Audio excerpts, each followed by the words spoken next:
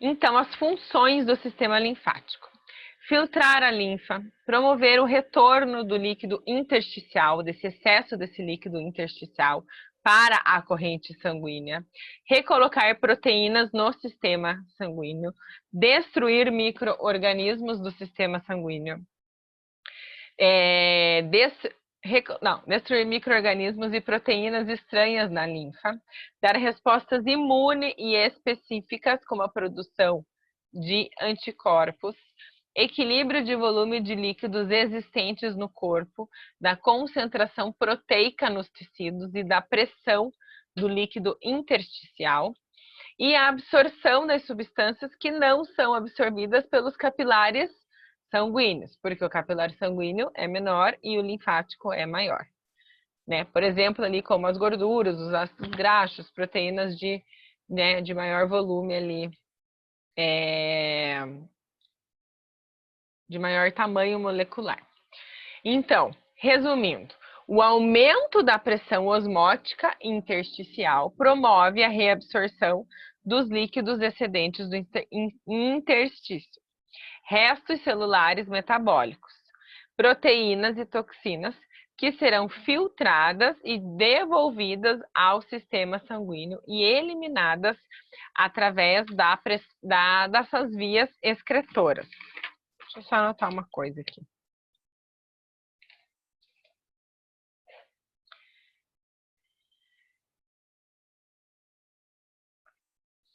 E o sistema linfático possui a função do quê? De drenar esse excesso de líquido, onde essas células ficam mergulhadas, que é esse líquido intersticial, entre as células, extracelular, é tudo a mesma coisa, tá? Eliminando, né, essas substâncias residuais do metabolismo, a fim de devolvê-las ao sangue e manter esse equilíbrio dos fluidos. Tá, então qual que é a constituição do sistema linfático? A linfa, que a gente está falando aqui o tempo todo, que a linfa é o líquido. As vias linfáticas, que são os capilares linfáticos, vasos linfáticos, pré-coletores e coletores, troncos linfáticos, que vêm a ter o ducto torácico, o esquerdo e o direito, né, que é o ducto torácico mesmo, é o lado esquerdo, e o ducto linfático direito do lado direito, e os tecidos linfóides. A gente tem os linfonodos, ou os gânglios linfáticos, que hoje em dia a gente usa mais a nomenclatura de linfonodo, mas é gânglio linfático, né? Muitas vezes em livros, tudo a gente vai achar como gânglio. O baço, as tonsilas palatinas, que são as amígdalas, as tonsilas faríngeas, que são a adenoide lá dentro do nariz, o timo, que é um tecido conjuntivo reticular linfóide rico em linfócitos, e a medula óssea, que muitos autores consideram por produzirem os linfócitos, e como os linfócitos são células de defesa do sistema linfático, então acabou, né, entrando aí como participante, né, como órgão do tecido do sistema linfático. Então, né, tecido linfóide, ele se destina à produção desses linfócitos, que é uma espécie de glóbulos brancos, mas desempenham também importante papel de função de barreira e disseminação dessas bactérias, vírus e células cancerosas. São constituídos por tecidos linfóides as seguintes estruturas. Então, os linfonodos têm tecido linfóide, o timo, a tonsila, o baço, tudo tem tecido linfóide. O timo, ele é responsável pelo amadurecimento desse sistema linfático. As tonsilas, que ficam ao redor ali da garganta, fazem parte do sistema linfático e do trato gastrorespiratório, que é ali a adenoide e a... Calma que eu vou compartilhar de novo. Que é a adenoide e a amígdala. E o baço, ele acaba fazendo essa renovação dessas células. Então, aqui está uma fotinha desses órgãos, né? A amígdala ali na garganta, que não está aparecendo a adenoide, mas no nariz. O timo pertinho aqui do coração. O baço. Que mais? Aqui a medula óssea dentro do osso por causa da produção dos linfócitos. Mas o que eu queria mostrar para vocês é aqui, ó. Esses raminhos que a gente vê em verdinho são os capilares linfáticos, que é a menor porção do sistema linfático. Então, aqui, ó, tá os raminhos e ele vai aumentando, né? Então, virou pré-capilar, capilar, linfonodo, que é essa bolinha verde maior, um conjunto ali, né, de grupos linfonodais, por exemplo, aqui, cisterna do quilo, e daí os ductos. Então, aqui, ó, ducto torácico, esse que eu tô mostrando aqui, que é o maiorzão, que vai desembocar lá, ó, no ângulo venoso. E o ducto linfático direito, que é menor, que é esse aqui, ó, formado por vários linfonodos, que vai desembocar também lá no ângulo venoso do lado direito, tá? Então, essa foto aqui é perfeita porque ela tem bem a anatomia do sistema linfático. Então, aqui, o que a gente consegue ver nessa foto? O timo tá aqui, aqui os linfonodos axilares, ó, nos dois braços, aqui no braço, aqui na frente do antebraço, os cubitais, aqui cisterna do quilo aqui no meio, aqui os linfonodos lombares, os pélvicos, e aqui os inguinais, o grupo linfonodal, né, dos inguinais, aqui da coxa, atrás aqui do joelho, a fossa poplítea, que também dá para ver bastante coisa. Então, a linfa, gente, é o líquido que passa dentro desses vasos. Então, líquido viscoso e transparente, levemente amarelado ou rosado. Eu, na prática, já vi, todos os que eu vi eram mais amarelados, tá? Formado a partir desse líquido intersticial. Quando o sangue passa por esses vasos... Eu derrubei alguma coisa. Quando o sangue passa por esses vasos capilares, uma fração líquida dos seus componentes escapa pelas paredes porosas e vai para o interstício, vai para entre as células. E esse líquido, né, que vai passar para dentro dos capilares linfáticos, recebe o nome de linfa. Tudo aqui que eu já expliquei. Eu coloquei mais material para vocês depois estudarem, né, com calma. Mas isso aqui é aquilo que eu expliquei, né? Sai aqui de dentro, capilar sanguíneo do plasma, vai para o meio intersticial, entrou na célula, nutriu essa célula bonitinho, sai da célula, líquido intersticial com toxinas, e uma parte volta para a circulação sanguínea, né, e a outra vai para o sistema linfático e virou linfa. Aqui dá para ver bem, ó, os linfócitos circulantes de dentro do capilar linfático. E quando o sistema circulatório, né, sanguíneo e o linfático não consegue carrear esse líquido corretamente, a gente tem o quê? O edema. Então, edema é esse excesso de líquido intersticial. E o que clinicamente o paciente relata? Sensação de peso na perna, aparecimento da FEG, da celulite, né? Ocorre muito no pós-operatório. Então, assim, o edema tem várias características. E as vias linfáticas? Então, qual que é o vasinho da via linfática? O capilar, os vasos e os troncos linfáticos. Os capilares, e aqui só, né, nesse slide, o que é importante falar? Que aqui, ó, o ponto final dessas vias linfáticas é lá no ângulo venoso. Lembra que eu mostrei naquela fotinho? Capilar, pré-coletor, coletor. Deixa eu ver se eu volto aqui, ó. Não, é esse aqui que é perfeito, ó. Capilar pequenininho, pré-coletor aumentou o calibre, coletor aumentou um pouco mais o calibre, chegou no linfonodo. O linfonodo tem a função de filtrar a linfa. Quando eles estão reunidos em vários linfonodos, vira grupos linfonodais porque filtram regiões maiores. Então, aqui os pélvicos e os lombares, aqui o da coxa, né, os inguinais que vão filtrar os membros inferiores, aqui do abdômen, cisterna do quilo. Continuando, cheguei nesses grupos linfonodais maiores, por exemplo, aqui cisterna do quilo. Continuo subindo. Daí eu vou para os meus ductos. Ducto torácico, que é do lado esquerdo, e ducto linfático direito.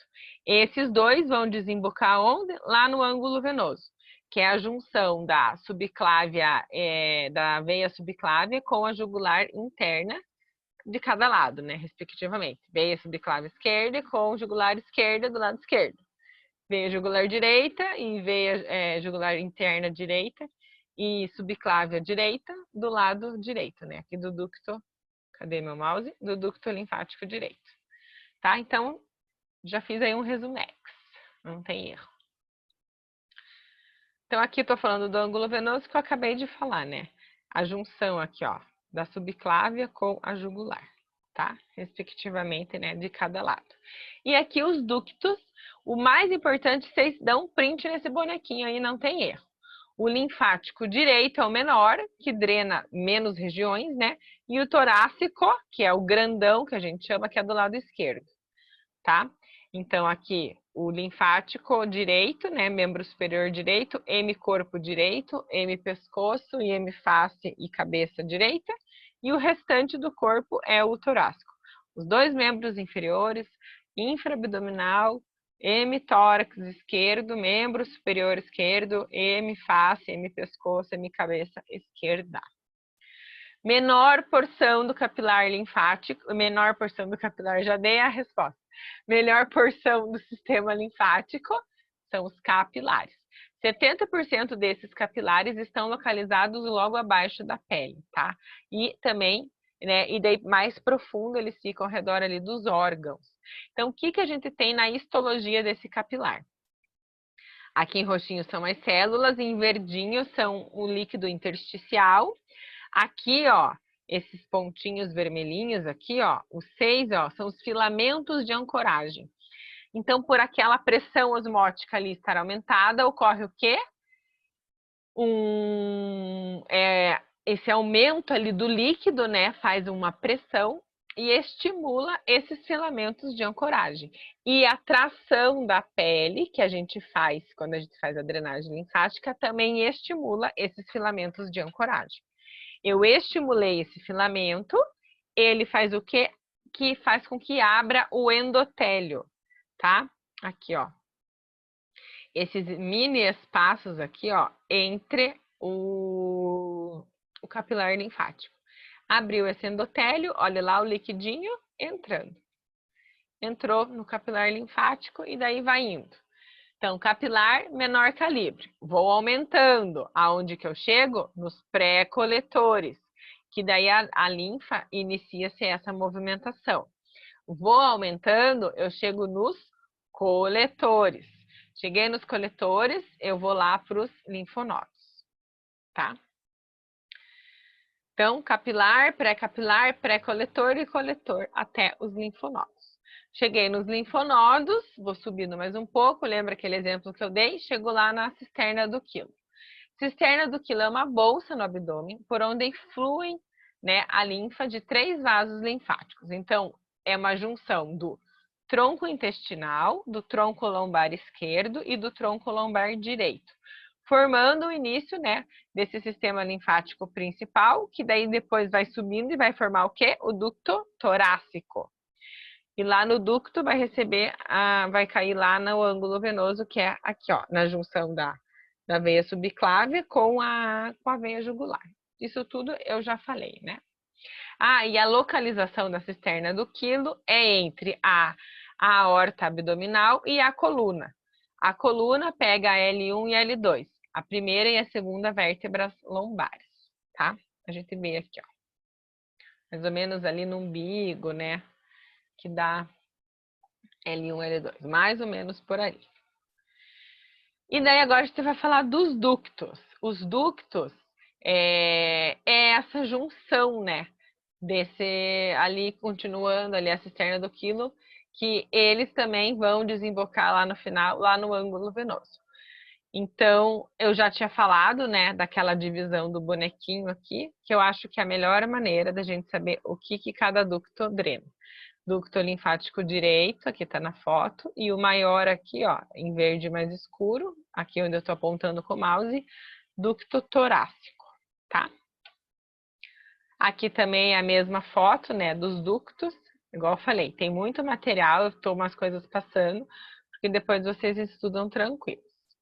E os linfonodos mesmos, que Hoje a gente chama de linfonodo, mas é muito chamado, né, de gânglio linfático ou nódulo linfático. Em vários livros está assim, né? Hoje em dia que a gente está mudando a nomenclatura. São estruturas ovais situadas entre os vasos linfáticos, com a finalidade de filtrar essa linfa circulante, tá?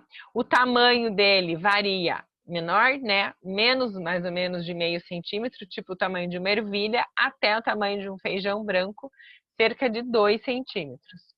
No corpo humano existem milhares desses linfonodos, entre 600 e 700, apresentando geralmente ou reunidos ou isolados. Isoladinho a gente vê uma bolinha ali.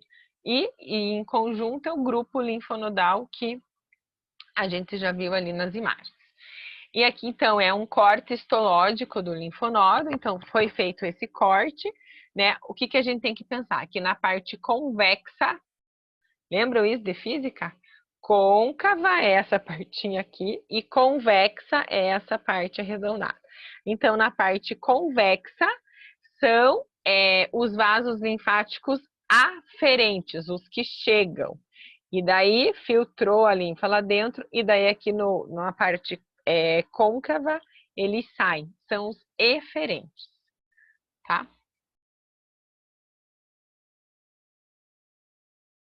Então, tá saindo o eferente, tá chegando aferente e tá saindo eferente. Então, os principais linfonodos. Quando eu falo linfonodos, gente, entendam que é aquela manobra de evacuação para liberação do linfonodo. Porque o ducto torácico, cisterna do quilo e ângulo venoso, eles não são linfonodos propriamente ditos, né? Eles são lá troncos linfonodais. Só que eu coloco aqui porque é a ordem que a gente faz.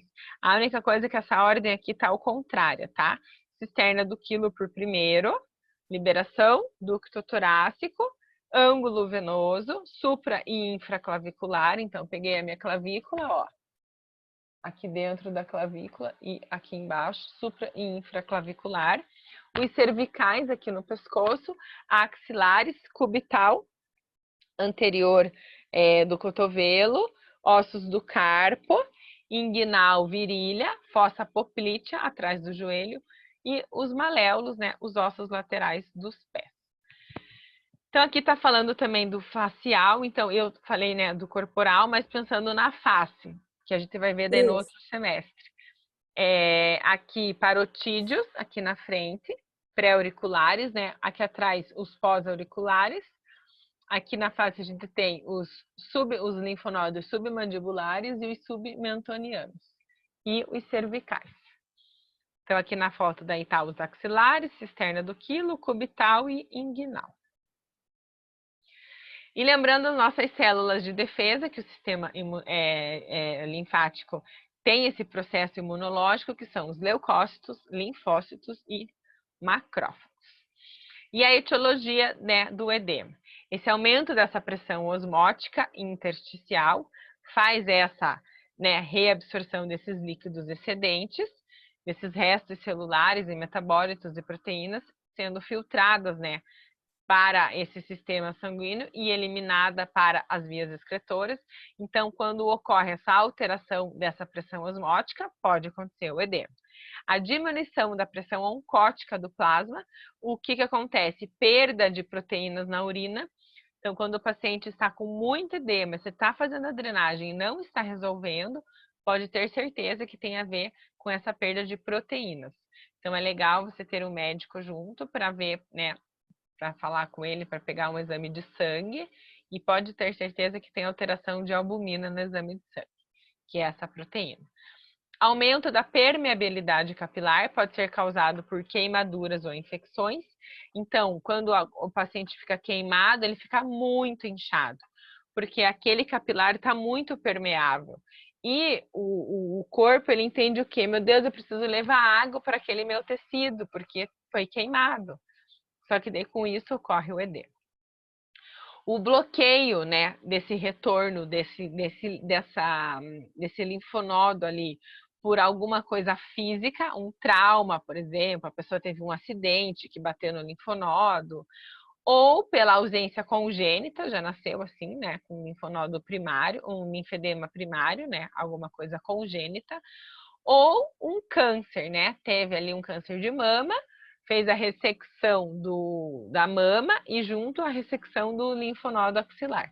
Então, também é uma causa. E aumento da pressão capilar, fazendo com que essa pressão, né, essa pressão venosa elevada faça essa retenção, né, do renal, né, dos rins, e faça com que ocorra esse edema. Então, aqui está mostrando essas pressões. Então, aqui é o vaso sanguíneo e aqui o linfático, que é a pressão, ó, coloidosmótica e a hidrostática, e toda essa pressão aqui, ó, do líquido, né, intersticial sendo elevada. E a gente tem aqui, ó, que quando a pressão do sangue, ela é maior, né, na verdade ela é menor, e a pressão osmótica não, na verdade é o contrário. A pressão do sangue é maior e a osmótica é menor, o que acontece? Esse líquido sai, vai para o meio intersticial. E não é bom, né? Porque daí vai ficar mais edema. Então, quando acontece ao contrário, a pressão osmótica é maior do que a pressão do sangue, esse líquido entra. E esse líquido entrando no capilar, ele vai ser drenado, né? Então, é essa situação que eu quero, ó, retorno, ó, desse fluido. E aqui, ó, em amarelinho, ó, líquido intersticial. Então, meio, o líquido tá saindo. As patologias que a gente tem, o linfedema no membro superior, o linfedema, nesse caso aqui está sendo uma paciente de pós-mastectomia, vocês estão vendo aqui, ó, que ela está sem uma mama, fez bem provável a ressecção, né, dos linfonodos axilares e mamários junto com a cirurgia, ocorreu ali um linfedema naquele membro superior correspondente à ressecção, né, que foi essa retirada dessa mama desse lado, e aqui o linfonodo de membros inferiores, que aconteceu a mesma coisa. Foi retirado, né, esse linfonodo, né, inguinal desse lado do edema, então aqui do lado esquerdo, então aqui, né, desse lado, aqui do lado direito, linfonodo do lado direito. O que é importante eu saber de linfedema? É um edema unilateral. O que é unilateral? Uma perna só, tá? Diferente do lipedema. Então, agora eu vou mostrar a diferença dos dois.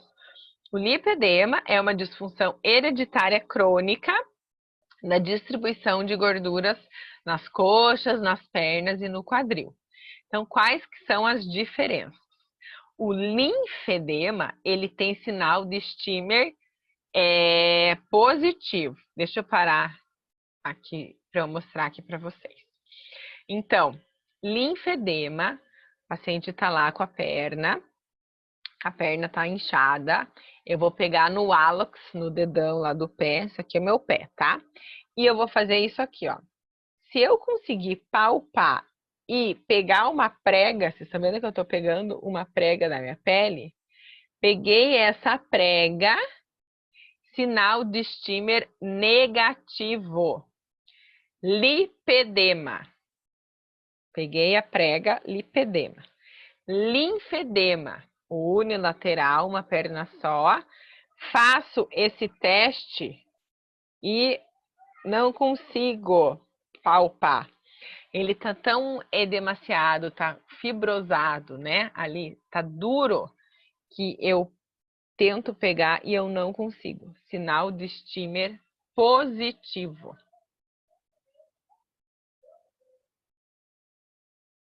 Tá? Então, lipedema, sinal de Stimmer positivo. Inchaço simétrico, as duas pernas ficam inchadas, dor ao toque e à pressão.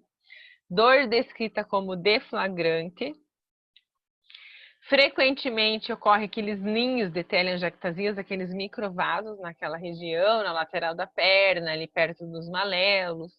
Tendência a hematoma. Então a pessoa fica, né, bateu qualquer coisa, já fica com roxinho. E predisposição, né, a ter nódulos. E o linfedema, não, é o contrário. Não tem dor, acho que tem um slide aqui, ó. Aqui é o lipedema, Sinal de Stimmer, já expliquei aqui, ó, esse slide dessa comparação.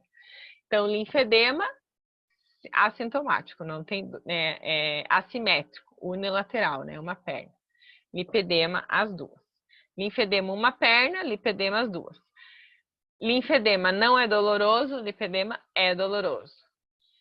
Sinal de Stimmer positivo, que eu não consigo fazer a prensa. Lipedema, sinal de Stimmer negativo, eu consigo fazer a prensa. E tendência, né, no lipedema a desenvolver varizes e hematomas, e roupas apertadas, o paciente já se sente muito incomodado. Efeitos sistêmicos da drenagem linfática. Então, ele vai atuar no efeito neural, que ocorre o quê? Estímulo do sistema nervoso autônomo parasimpático.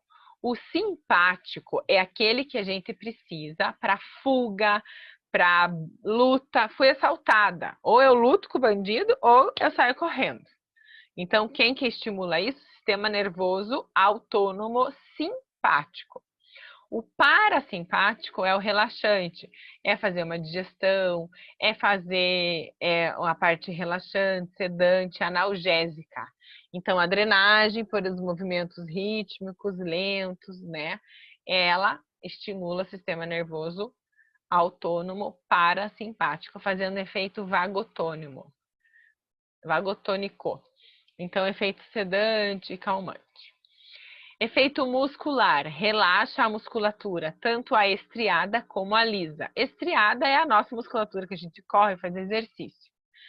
E a lisa, por exemplo, órgãos internos. Então, a gente tem de exemplo ali prisão de ventre, o intestino, né? Paciente que reclama que tá ruim no intestino. Fazer a drenagem vai relaxar, vai ajudar a soltar esse intestino. E pensando numa cólica, né? Ali menstrual, então relaxa o útero. Efeito defensivo. O sistema imunológico que a gente já viu, linfócitos, leucócitos, macrófagos, anticorpos, de uma maneira geral. E efeito drenante, que é o mais conhecido, né? Que é essa absorção do líquido intersticial para dentro do capilar linfático, por esse desenvolvimento dessas diferentes pressões, aumentando a minha diurese, essa eliminação desses líquidos, né? Aumentando fazer o xixi mesmo, né? Drenagem foi boa, o paciente levanta da maca morrendo de vontade de fazer xixi. Então, gente, aqui eu tô falando das contraindicações, mas quais são as indicações? Esse slide aqui anterior. A pessoa tá aqui, ó, precisando, né? Tá com dor, tá estressada, efeito neural. Tá com dor muscular, tá com cólica, tá com prisão de ventre, vai fazer efeito muscular. Então, são indicações, né? Tá com o sistema imunológico baixo, faz uma drenagem. E tá com edema, com inchaço, efeito drenante, faz a drenagem. Então, as indicações são essas, né? E gestantes, né? A gente já sabe. E as contraindicações. Neoplasia, problemas infecciosos, problemas viróticos, todos esses processos infecciosos, de uma maneira geral, é contraindicado. Por quê? Porque a gente não sabe quantificar até quanto eu consigo, como o sistema linfático é sistêmico, eu consigo né, ele vai carrear pelo corpo inteiro. Então, consigo processar quanto que eu vou liberar, né, vamos dizer assim, essa infecção, né, para o resto do corpo, tá? Então, todos esses processos em fase aguda, a gente não faz. Depois que a pessoa tá bem, já tomou remédio e tal, daí ok, mas é na fase aguda que não. Insuficiência cardíaca, renal, hepática, também não. Vou sobrecarregar aquele rim, vou sobrecarregar o coração, vou sobrecarregar o fígado, então não faz. Distúrbios da tireoide, de pressão descompensado, também não faz. Gestação de alto risco, não faz. Trombose, tromboflebite, erisipela, tudo em fase aguda, também não faz, tá? E a prática da drenagem. Sempre eu vou elevar essas pernas, fazendo uma degravitação, que é essa elevação, né, dos membros.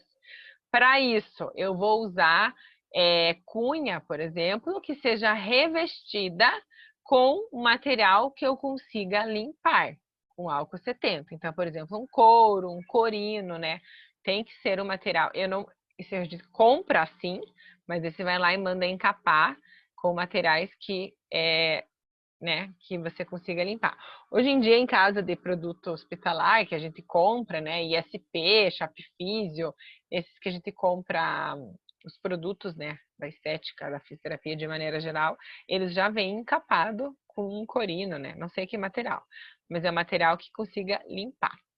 Lembrete da prática, a drenagem tem que ser leve, velocidade lenta, direção centrípeta, no sentido do coração, e sempre conduzindo para os linfonodos. Uma coisa super mega importante é essas linhas da drenagem, tá? Então vamos lá. Visão anterior do paciente. Divido a pessoa aqui no meio, até aqui, síntese pública, lá da cabeça. E aqui eu faço transversalmente. Aqui, ó, ali da alcinha do sutiã para outra, né, do ombro. Cintura, aqui, umbigo, divido aqui no meio. Então, vamos começar lá de cima da cabeça. Essa hemiface, eu vou levar cada hemiface para a lateral. Aqui eu vou levar para os pré-auriculares, né, para os linfonodos parotídeos. Aqui, submandibulares, mentonianos e cervicais. Face drenão. Pescoço, ângulo venoso, aqui, ó, supra e infraclavicular. Braço, os braços eu vou levar para axila. Hemitórax em cima da umbigo. Supra-umbilical, eu vou levar para onde? Para o lado correspondente. Dividir o paciente no meio, cada lado vai para a axila correspondente. Então, lado direito para axila direita, lado esquerdo para axila esquerda. Aqui está o ducto torácico, né? Do umbigo para baixo, eu vou para a inguinal correspondente. Inguinal direita e inguinal esquerda, tá? Dividindo aqui, ó, síntese pública aqui no meio. Então, metade vai para uma inguinal, outra metade para outra. Membro inferior, aqui do joelho, né? A perna, na verdade, a perna inteira vai subir. Aqui atrás vai para a poplite, igual tá aqui na foto. E daí vai para a coxa, tá? E aqui, medial. Só aqui, ó. Aqui o culote. Não, tá certo. Ó, o culote vai aqui para inguinal. Daí aqui no posterior, que é o pulo do gato. Então, a gente divide aqui igual, porque eu vou levar essa partinha aqui do trapézio para onde? Para o meu ângulo venoso. Então, eu vou vir aqui, ó, e eu caio, ó. Tá? Eu já caio com a mão, ó, no meu ângulo venoso. Não tem erro. Caí no ângulo venoso, ok. As costas, dividir no meio, bem na linha da coluna, até a minha cintura. Da cintura para cima, supraumbilical, eu vou levar para a minha axilar correspondente de cada lado. E aqui que é o esquema, ó. A gente tem a linha da ferradura, tá? A linha da ferradura divide o glúteo aqui no meio. Metade do glúteo para cima eu vou para a minha inguinal correspondente, só que eu vou pela lateral e vou levar para cá, ó. Tá vendo essas flechas aqui, ó? Porque tá vendo lá de trás, ó. Vou levar para minha inguinal, né? Vou jogar lá para frente, como se fosse assim. E metade dessa linha da ferradura para baixo, eu vou levar para minha inguinal também, só que para baixo do glúteo. Então, a gente tem que respeitar essa linha da ferradura. Por que essa linha, professora? Por causa que é a linha dos capilares linfáticos, né? Não é a gente que inventou. A disposição do capilar linfático está assim. Daí, poplítea e maléolos. Então, aqui, ó, tem um mapinha, ó, é mais fácil de ver, ó, a linha da ferradura. E olha essa linha aqui na perna, ó, ela passa aqui no meio, ó, vocês estão vendo? Então, essa minha mão vai para a parte interna, porque eu vou levar aqui para a minha inguinal, e essa minha mão vai para a parte externa, aqui pelo culote, vamos dizer assim, porque vai para a minha inguinal também, só que ela vai de maneira diferente, tá? E aqui, ó, essa linha da ferradura, ela se abre, mesma coisa, aqui eu vou levar para minha poplítea, e essa panturrilha aqui, ó, eu vou levar lá para fora, olha a flechinha, porque eu vou levar para inguinal lá para dentro. Então, essas duas fotos aqui tá explicando bem certinho. E daí, gente, eu vou entrar nos métodos da drenagem. Então, a gente tem o Voder, o Leduc, Godoy, Fold e Marx,